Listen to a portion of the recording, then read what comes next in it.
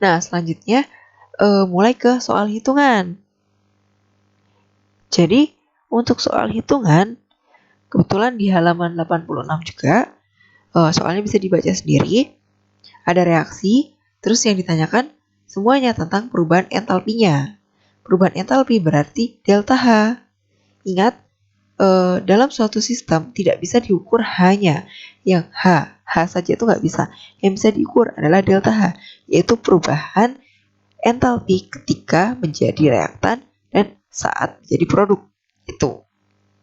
Nah, yang ditanyakan adalah perubahan entalpi. Yang standarnya, perubahan entalpi itu harusnya ditulis per mol. Tapi ada juga yang menuliskan tidak per mol. Jadi, perlu hati-hati. Bisa dilihat pertama adalah koefisien reaktannya. Kalau koefisien reaktannya ada 2, berarti reaksi ini entalpinya itu untuk 2 mol, bukan untuk 1 mol, seperti itu. Nah, untuk mengerjakan soal tadi, kalian harus paham tentang konsep mol. Mol itu istilahnya hanya satuan untuk menyatakan berat atau jumlah zat dalam suatu senyawa, gitu kan? Dalam suatu senyawa itu kan wujudnya bisa padat, bisa cair, bisa gas. Nah, ketika padat satuannya gram, ketika cair satuannya mili atau liter, ketika gas satuannya mili juga tapi beda ya. Sama-sama mili, tapi wujudnya dan tekanannya itu beda kalau gas. Nah, untuk mengerjakan soal tadi, yang digunakan adalah mol. Mol itu istilahnya agar penyebutan jumlah zatnya itu tuh sama antara padat, cair, dan gas. Kalau mengatakan 10 mili, itu kan bisa jadi dari 1 gram NaCl 10 mili sama 2 gram NaCl 10 mili, itu kan kalau dikatakan volumenya sama-sama 10 mili. Padahal jumlah zatnya beda, makanya harus dijadikan mol. Untuk mengubah mol, caranya seperti ini.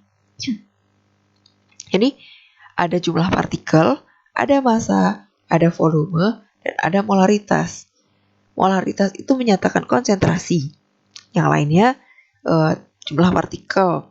Massa sama volume sudah paham kan? Sesuai namanya. Jadi jumlah partikel ya jumlah partikel. Tapi partikelnya itu kan mengandung elektron dan proton. Makanya yang terlibat di sini adalah berat jenis proton atau elektron gitu. Untuk mol, jika nanti ada soal yang diketahui adalah massa dan kita akan mengubah satuan massa itu atau kilogram satuan gram tadi menjadi mol, itu harus dikalikan dengan AR atau MR. AR atau MR itu adalah massa relatif. AR untuk unsur, MR itu untuk senyawa. Itu. Nah, jika diketahui mol, nanti ditanyakan massanya, maka harus dibagi AR atau MR. Nah, untuk molaritas itu jika dari molaritas ke mol itu dikali V, jika mol ke molaritas itu harus dibagi V. Dari molnya tadi dibagi V atau volume itu menjadi molaritas. Jadi mol itu simbolnya N kecil. Nah, ada satuan volume, tapi volume itu bisa beda-beda. Jika keadaan standar itu diukur dari suhu 25 derajat Celcius dan tekanan 1 atm. Jika tidak diketahui di soal, maka anggap saja ini keadaannya itu adalah standar. Dari standar itu 25 derajat Celcius dan 1 atm. Itu kan? Jika diketahui volume suatu larutan dan ditanyakan molnya atau kita ingin menghitung molnya, maka harus dibagi AR. Nah, terus jika diketahui molnya, ingin mengubah ke volume, itu dikali 22,4. Dikali 22,4. Tadi dibagi 22,4, terus dikali 22,4 kalau sebaliknya. Nah, untuk jumlah partikel, massa sama volume caranya sama. Jika kita ingin mengubah ke mol atau jika yang ditanyakan itu adalah mol, maka caranya itu dibagi. Nah, dibagi apa? Tergantung variabelnya. Kalau sedang membahas jumlah partikel, berarti dibagi 6,02 dikali 10 pangkat 23. Itu adalah massa dari partikel. Gitu. Terus, jika tadi massa, berarti kalau mau ke mol, dibagi juga kan? Dibagi apa? AR atau MR. Terus kalau volume, itu dibagi 22,4. Itu nilai standar. Pasti selalu 22,4 jika keadaannya itu adalah standar. Tuh. Untuk molaritas, sebaliknya. Kalau ingin mencari mol, justru malah dikali. Molaritas itu simbolnya M besar. Kalau mol simbolnya N. Kalau mau ngitung N, itu berarti M dikali V. Gitu. Sementara pahami konsepnya dulu. Untuk ke arah mol atau jika mengubah ke keadaan molnya itu dibagi parameternya.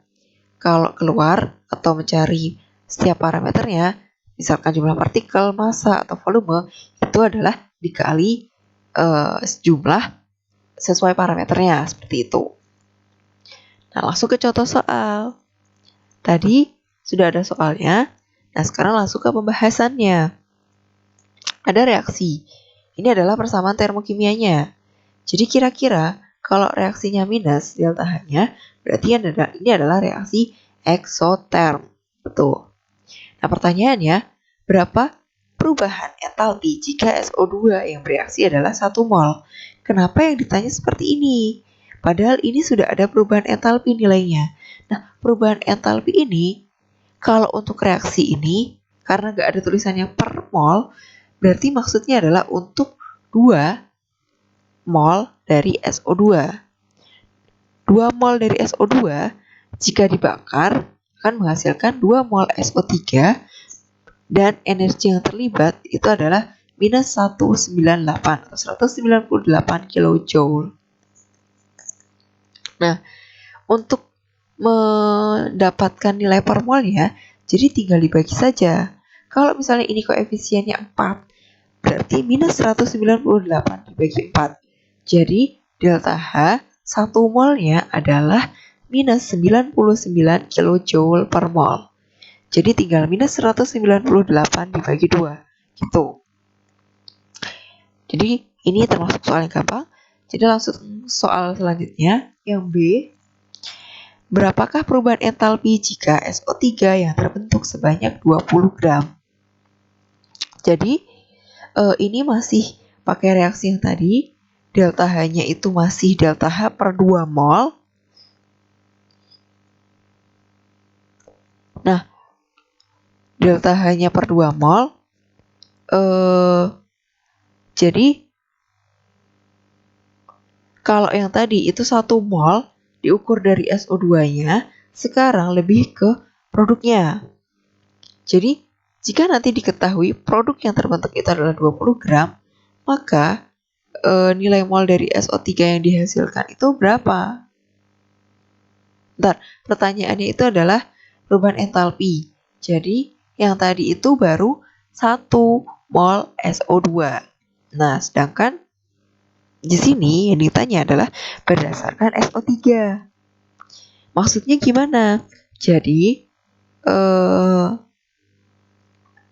kalau ingin menghitung perubahan entalpi, yang keadaan yang pertama itu beda dengan keadaan yang ada di soal.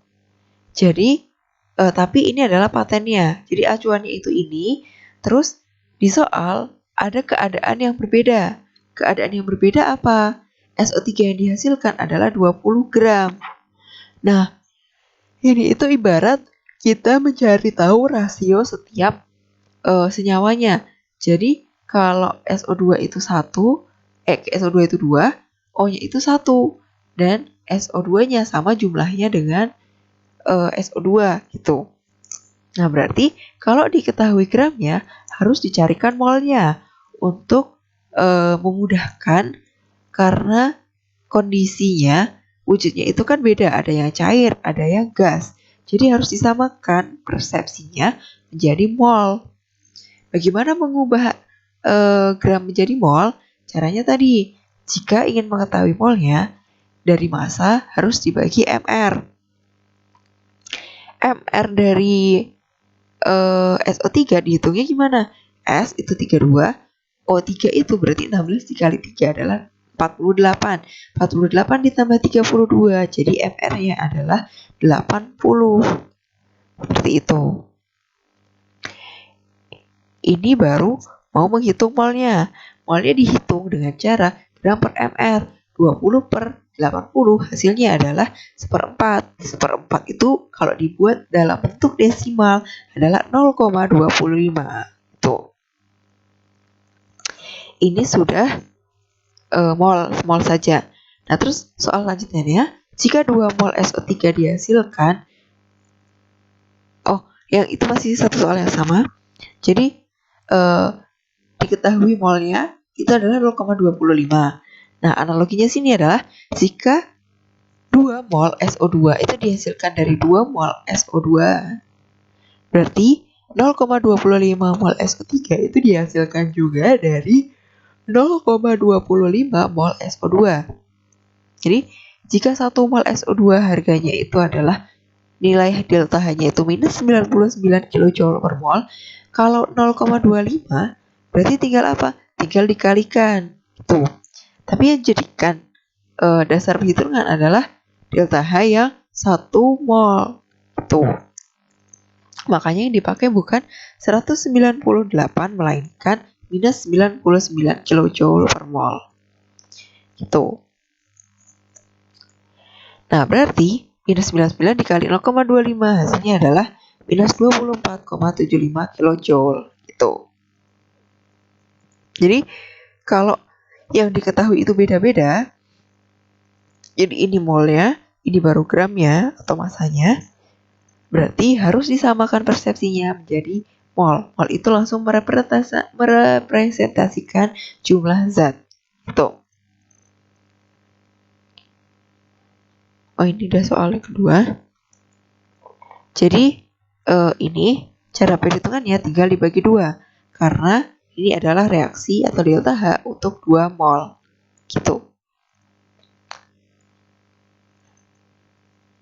Untuk soal selanjutnya, sama, yang ditanyakan adalah perubahan entalpi. Tapi, jika SO3 yang terbentuk, oh ini adalah yang B, belum saya ganti, SO3 yang terbentuk. Oh, ini soal yang B, berarti ini yang sudah saya jelaskan tadi. Hasil delta-nya seperti ini. Nah, langsung ke soal C.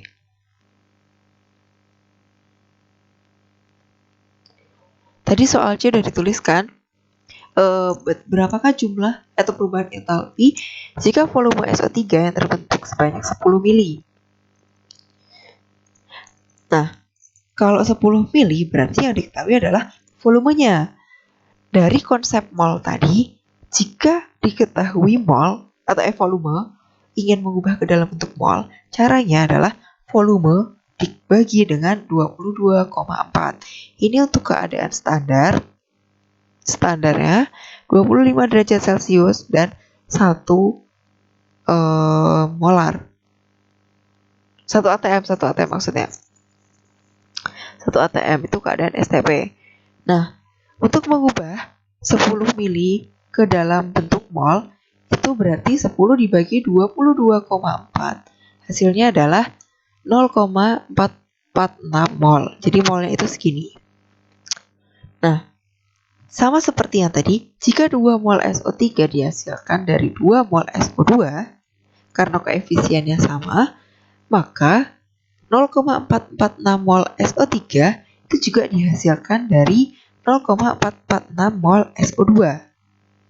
Nah, jika 1 mol SO2 nilainya minus 99 kJ per mol, maka 0,446 mol SO2 itu nilai H-nya atau delta H-nya adalah minus 99 kJ per mol dikali 0,446. 446 mol. Hasilnya adalah minus 44,196 kilojoule gitu.